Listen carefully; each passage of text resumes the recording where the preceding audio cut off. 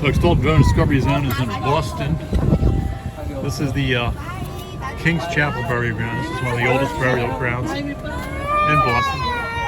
1630 established. This is the oldest one in Boston. We'll come over here, sorry. Take a look at that sign there.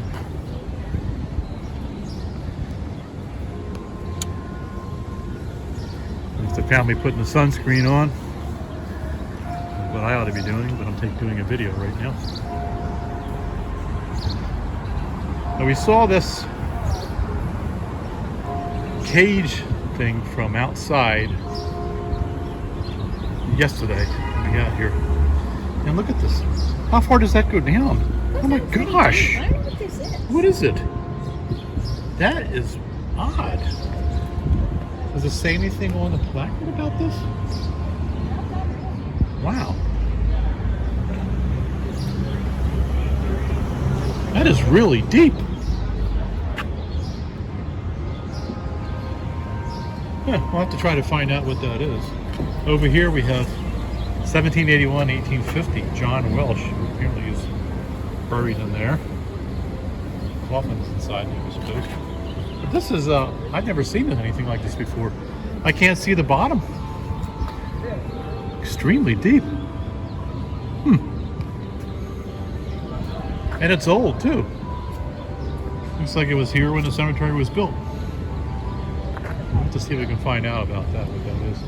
Now this is interesting here. We don't have the gates, not the gates, but the chain link fences here. Which means we can go in to the cemetery. We just came from the Granary Cemetery. I did a live feed there. And there's a lot of chain link fences up there. They really don't want you to get too close to the tombstones. Here lies the body of Elizabeth Payne, wife to Samuel Payne, aged near 52. So it just says aged near 52 years. Part of this life in November 26, 1704. So that's an old one. And this is the King Chapel Cemetery here.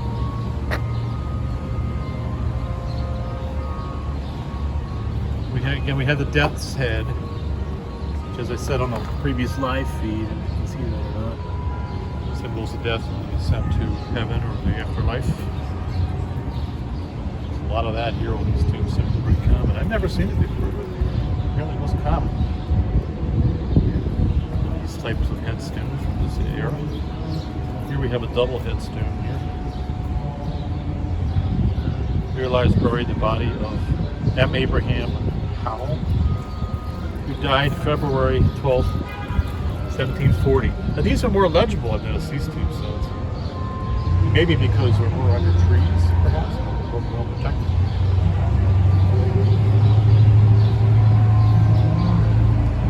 We'll go in here, there's one here that has some legible writing on it.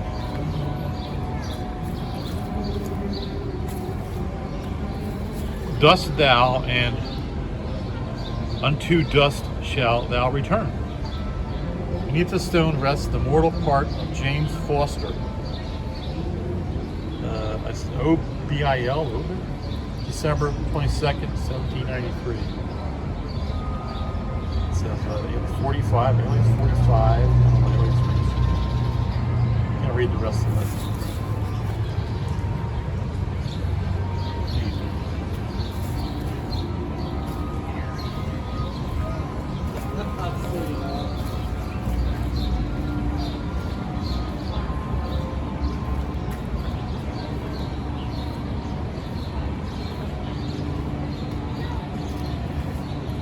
Again, Boston has a few of these cemeteries that are right in the middle of the city. The Granary is the one we came from earlier.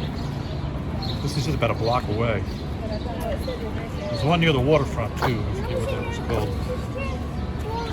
There may be one or two more. I don't remember, 3 or 4. And we see sometimes the death head is depicted as a skull and wings, and other times it's just the head of a person. Again, right next to it we have a skull and wings, and then we have the head of a person. And that one there.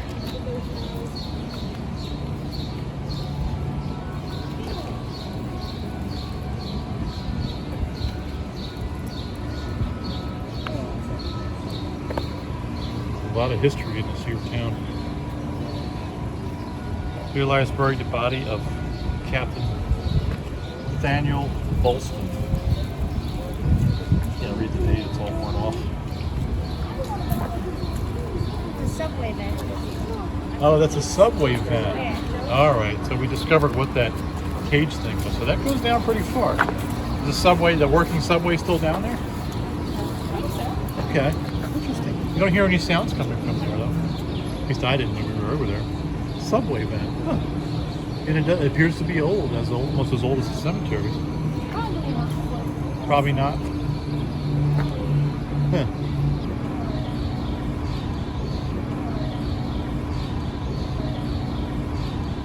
Here lies buried the body of Mr. John Brewster, who departed this life March the 26th, 1776, or 1766, excuse me. Age 23. Yeah, these are more legible, these tombstones. You can see date 1760, I see on that one.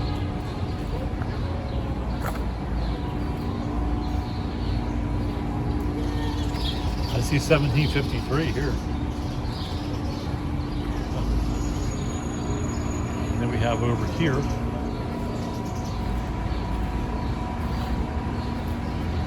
It's nice that these are so well preserved. And there's almost no damage. I mean, there's some that are knocked over, like this one here, for example. They're broken off. Somebody can set it aside. I don't know whether that was due to vandalism or just possible wear and tear. Probably vandalism, because they don't let it break like that.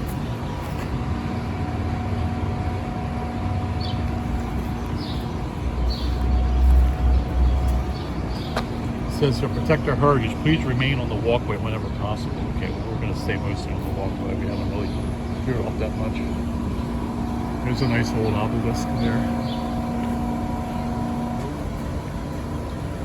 There's the tomb of Luke Baker and George Trott, but I see no name on it. Tombstone over there.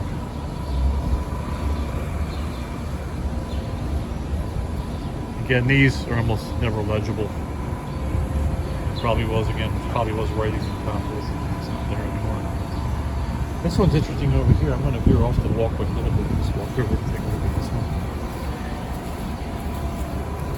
It's got a bronze placard on it here.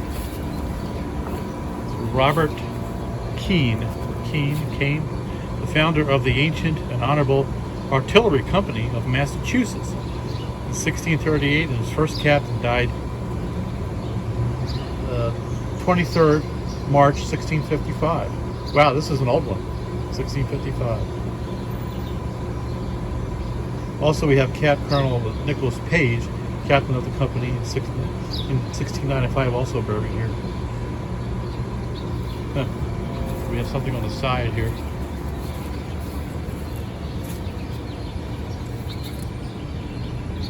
The old gravestone mounted in the opposite end of the tomb once read, "Here lieth the interred ye body of Mrs. Anne Page, the wife of the Colonel Nicholas Page, and ye daughter of the Major Benjamin Keene, who was the only son of Captain Robert Keene, Esquire, died last of June 1704, in the 64th year of her age."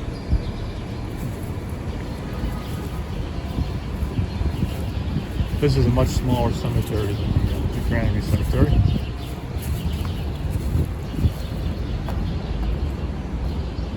The first governor is buried here. I did remember that, and there's a placard over here. Buried in the Winthrop family tomb were 11 members of the Winthrop family. Puritan leader John Winthrop, the eldest, 1588 to 1649, was the first governor of the Massachusetts Bay Colony and the founder of Boston. So, like I said, this is a very old cemetery here. This is the oldest one. I'll just put this on camera if you want to pause it. You can to read it. Hopefully you can see it.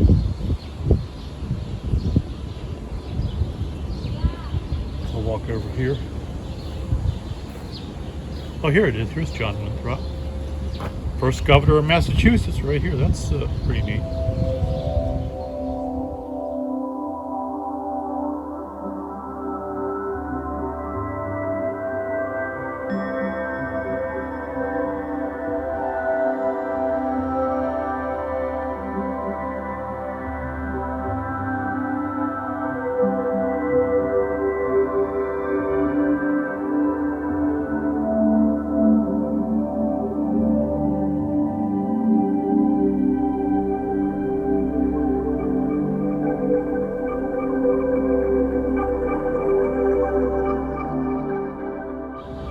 So we have a long lineage of the Winthrop family buried here.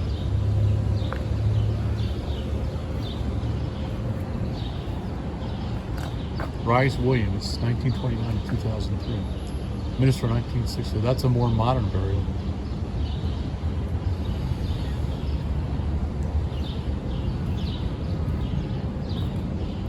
Let's see what this obelisk looks like over here.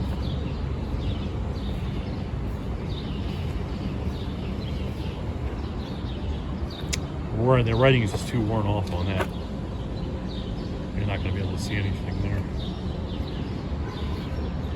We have William Dawes Jr., patriot, son of liberty, and first messenger sent by Warren from Boston to Lexington on the night of April 18th and 19th, 1775, to warn Hancock and Adams of the coming of the British troops. Let me get that on camera there. Born April 6, 1745, and died February 25th, 1799.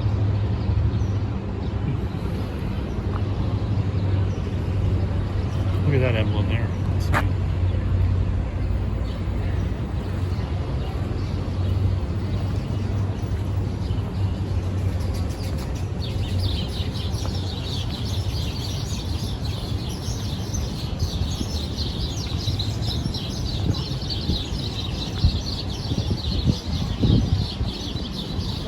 Again, you can see where we are. We're right in the middle, smack dab in the middle of the city. And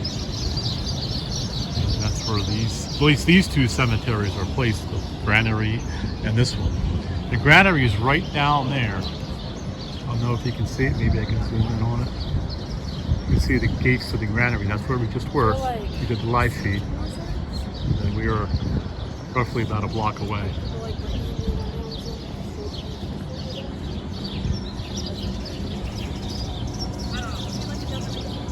All right, folks, I'm going to end the video here.